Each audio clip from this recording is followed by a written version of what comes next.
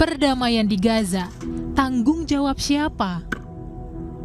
Di tengah perang yang belum juga usai dan krisis kemanusiaan yang kian dalam, muncul sebuah inisiatif baru yang menuai perdebatan, yakni hadirnya Board of Peace atau Dewan Perdamaian yang dibentuk oleh Presiden Amerika Serikat Donald Trump.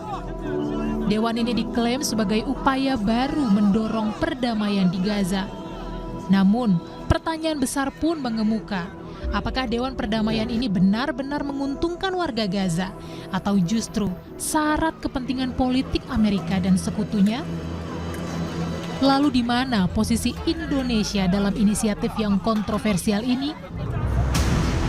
Dalam mandat resminya, Dewan ini hadir saat Dewan Keamanan PBB dianggap gagal menghentikan kekerasan di Gaza.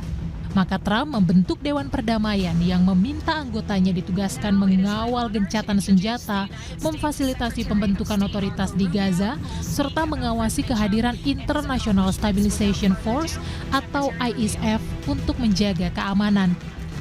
We're committed to ensuring Gaza is demilitarized, properly governed, and beautifully rebuilt. It's going to be a great plan, and that's where the Board of Peace really started. And I think we can spread out to other things as we succeed with Gaza. We're going to be very successful in Gaza. It's going to be a great thing to watch. And we can do other things. We can do numerous other things. Once this board is completely formed, we can do pretty much whatever we want to do. And we'll do it in conjunction with the United Nations, you know. Sementara itu di Gaza, kondisi kemanusiaan terus memburuk. Ribuan warga sipil tewas, fasilitas kesehatan lumpuh, dan bantuan kemanusiaan masih terhambat. Dalam konteks inilah klaim perdamaian diuji. Apakah benar membawa harapan atau sekadar nama besar tanpa dampak nyata? Indonesia sendiri secara resmi telah bergabung dengan Dewan Perdamaian yang diinisiasi oleh Presiden Amerika Serikat Donald Trump. Presiden Prabowo menilai Dewan Perdamaian Gaza ini dapat memperluas jalan untuk mencapai perdamaian di Gaza. Presiden Prabowo menandatangani fakta perdamaian tersebut saat World Economic Forum 2026 di Davos, Swiss, Kamis lalu. Pada momentum ini, Prabowo berdampingan langsung dengan Donald Trump. 8 negara jadi anggota awal Dewan Perdamaian ini, termasuk Turki, Arab Saudi, Mesir, Yordania, Pakistan, dan Uni Emirat Arab. Prabowo mengungkap partisipasi Indonesia dalam Dewan Perdamaian ini menunjukkan komitmen mendorong perdamaian di Gaza, Palestina. Ini kesempatan bersejarah, ini benar-benar peluang untuk mencapai perdamaian di Gaza. Yang jelas penderitaan rakyat Gaza sudah berkurang, sangat berkurang, ya, sangat berkurang. Bantuan-bantuan kemanusiaan begitu deras, begitu besar sudah masuk. Saya sangat berharap dan Indonesia siap ikut serta. Siapa yang ingin perdamaian di situ, siapa yang ingin bantu rakyat Gaza, rakyat Palestina, ya. Oke, terima kasih. Sejak awal, inisiatif ini memicu kritik. Banyak pihak menilai Dewan Bentukan Trump justru melemahkan peran PBB dan berpotensi menggeser solusi yang selama ini diperjuangkan komunitas internasional. Namun hal ini dibantah oleh Menteri Luar Negeri Sugiono. Keanggotaan Indonesia dalam Dewan Perdamaian Bentukan Trump akan memperkuat diplomasi untuk kemerdekaan Palestina. Sugiono bilang negara-negara anggota Dewan Perdamaian tersebut akan memastikan penyelesaian konflik berorientasi pada kemerdekaan Palestina atau solusi dua negara. Bagi Sugiono, keputusan Prabowo realistis karena Dewan Perdamaian ini akan mengawasi stabilitas keamanan serta rehabilitasi Gaza.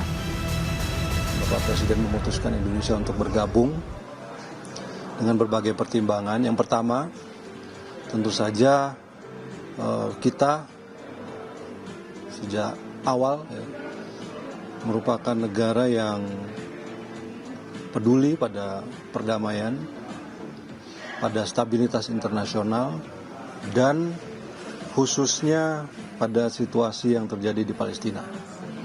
Karena Board of Peace ini merupakan bagian dari upaya untuk mencapai perdamaian tersebut, maka kita harus ada di dalamnya. Tidak ditujukan untuk menggantikan PBB. Ini adalah suatu badan internasional yang merupakan yang lahir dari kepedulian untuk menciptakan perdamaian dan stabilitas khususnya di Gaza. Pernyataan ini sekaligus menjadi sinyal bahwa Indonesia tidak akan meninggalkan prinsip dasar diplomasi luar negerinya, meskipun ada inisiatif baru di luar PBB. Namun kritik keras datang dari praktisi hubungan internasional sekaligus pendiri Sinergi Polaisis Dina Praptora Harja yang menilai Dewan Perdamaian bentukan Trump jelas berbeda dengan Dewan Perdamaian PBB. Menurut Dina, perbedaan ini bukan sekedar soal struktur, tetapi juga soal kepentingan. Dina Prapto menegaskan, Dewan bentukan Trump lebih banyak mengakomodasi kepentingan Amerika Serikat dan sekutunya dibanding benar-benar memperjuangkan kepentingan rakyat Gaza. Dia menyebut tanpa legitimasi internasional yang kuat dan tanpa keterikatan pada resolusi PBB, Dewan Perdamaian Trump berpotensi menjadi alat politik, bukan solusi kemanusiaan. Secara struktur, Dewan Perdamaian ini dipimpin langsung oleh Donald Trump sebagai chairman dengan keanggotaan negara-negara yang diundang dan diminta berkontribusi dana besar hingga miliaran dolar untuk mendapatkan kursi permanen dan pengaruh lebih besar dalam pengambilan keputusan. Jadi kalau kita coba disandingkan lah, saya mengajak rekan-rekan sekalian menyandingkan antara Board of Peace yang dibentuk lewat resolusi PBB Dewan Keamanan 2803 di bulan November 2025 dengan New York Declaration yang juga dilakukan di PBB bulan Juli 2025. Itu satu nafas sebenarnya ya. Dengan piagam Board of Peace yang kemarin dicanangkan di Davos oleh Trump. Anda bandingkan, apakah itu dua hal yang sama? Simpulan saya tidak. Jadi Trump itu sebenarnya membajak nama Board of Peace, elemen-elemen dari Board of Peace yang ada di piagam, di resolusi PBB untuk kepentingannya dia. Dari sisi kurun waktu mandatnya Board of Peace ala Donald Trump, itu dia bilang dengan $1 miliar itu sampai 3 tahun. Sementara kalau dalam mandat PBB itu cuma 2 tahun sampai 2027. Artinya ini kan dia bikin sendiri tuh extension. Terus ada format yang tadi saya bilang seperti korporasi. Ada dia sebagai chairman yang baca deh dengan teliti itu dia menjadi penentu akhir kan. Sementara kalau kita bilang toh teman-teman kita negara-negara muslim lain join dan kita udah konsultasi. Perhatikan lagi dengan jeli karena negara-negara Muslim yang disebut tadi, katakanlah Turki, Qatar, itu sesuai dengan konstitusi mereka berdekatan dengan Amerika. Sementara kalau kita, perjuangan kita nomor 1, kedaulatan Palestina. Tak hanya kritik dari dalam negeri, banyak negara lain ikut mengkritik Dewan Perdamaian bentukan Trump. Salah satunya Presiden Brazil Lula da Silva yang menuduh Trump ingin menciptakan PBB baru dan menobatkan dirinya sebagai pemiliknya. E o que está acontecendo no mundo com a eleição do presidente Trump para presidente dos Estados Unidos. Vocês estão acompanhando e vocês estão percebendo que nós estamos vivendo um momento muito crítico na política mundial. Ou seja, o multilateralismo está sendo jogado fora pelo unilateralismo. Ou seja, está prevalecendo a lei do mais forte. A Carta da ONU está sendo rasgada. E ao invés da gente corrigir a ONU, que a gente reivindica desde que eu fui presidente em 2003, reforma da ONU, com a entrada de novos países, com a entrada de México, do Brasil, de país africano, o que está acontecendo? O presidente Trump está fazendo uma proposta de criar uma nova ONU e que ele, sozinho, é o dono da ONU. Pemerintah menilai kritik tersebut penting, namun menegaskan bahwa keterlibatan Indonesia dalam Dewan Perdamaian justru selaras dengan amanat konstitusi untuk berperan aktif menjaga perdamaian dunia. Staf khusus Kepala Staf Kepresidenan Respiratori Sadam Al-Jihad menyampaikan bahwa Dewan ini tetap sejalan dengan posisi Indonesia selama ini yang mendukung perdamaian di Gaza dan solusi dua negara.